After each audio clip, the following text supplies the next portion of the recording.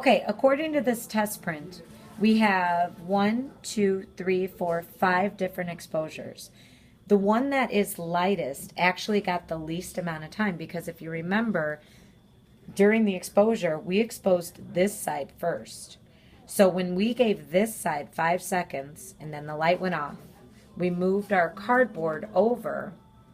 And then when we moved our cardboard over, this side then got 10 seconds and then this got 5.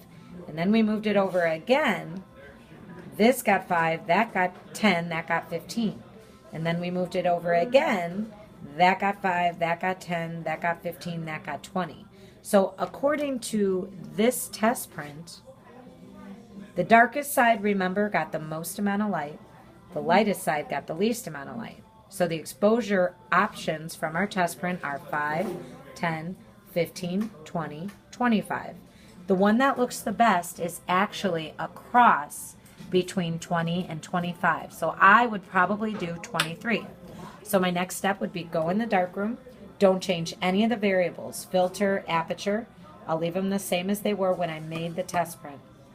So I will put in a new piece of photo paper and expose it for 23 seconds. And that is how you make a final print.